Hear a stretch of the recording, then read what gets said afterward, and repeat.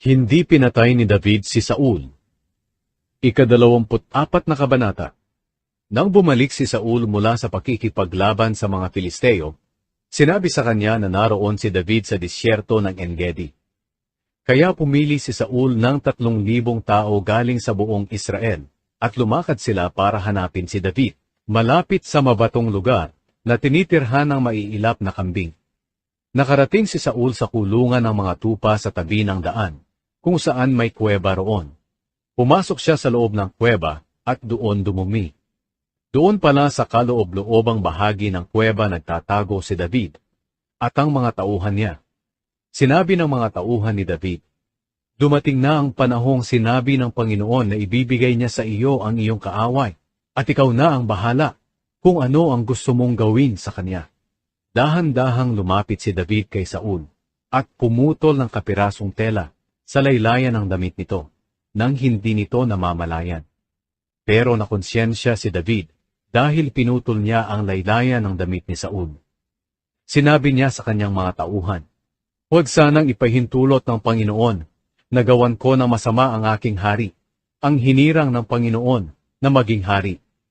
Sa sinabing ito ni David, sinaway niya ang kanyang mga tauhan, at hindi niya sila pinayagang salakayin si Saul. Umalis si Saul at nagpatuloy sa paglalakbay. Maya-maya lumabas ng kuweba si David at tinawag si Saul. "Mahal na hari!" Nang lumingon si Saul, nagpatira pa si David sa kanyang harapan bilang paggalang. At sinabi niya kay Saul, "Bakit kayo naniniwala sa mga taong nagsasabi na nagbabalak akong patayin kayo? Sa araw na ito nakita niyo kung paano kayo ibinigay ng Panginoon sa aking mga kamay doon sa loob ng kuweba. Sinabi sa akin ng iba kong mga tauhan na patayin kayo, pero hindi ko ginawa.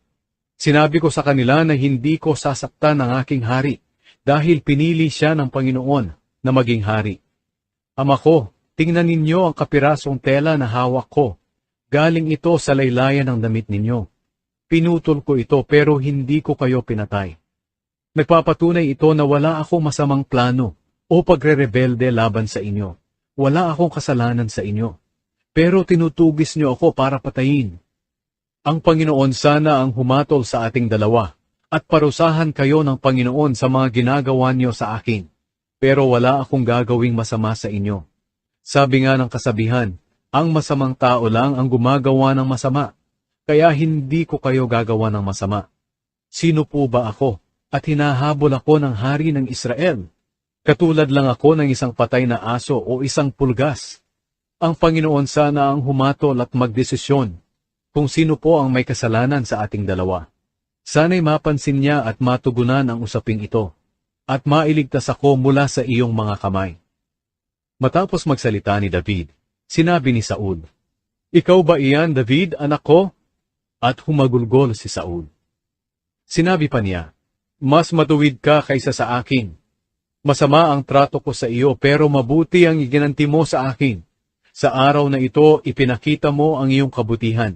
Ibinigay ako ng Panginoon sa mga kamay mo para patayin, pero hindi mo ito ginawa." Ang iba'y hindi pinababayaang makatakas ang kanilang kaaway kapag nakita na nila ito. Gantimpalaan ka sana ng Panginoon sa kabutihang ipinakita mo sa akin ngayon. Tinatanggap ko na ngayon, ikaw na ang magiging hari, at ang kaharian ng Israel ay magiging matatag sa ilalim ng iyong pamumuno. Ngayon mangako ka sa akin sa pangalan ng Panginoon na hindi mo papatayin ang aking angkan, para hindi mawala ang pangalan ng pamilya ko." Kaya sumumpa si David kay Saul. Pagkatapos, umuwi si Saul. Pero si David at ang mga tauhan niya'y bumalik sa pinagtataguan nila.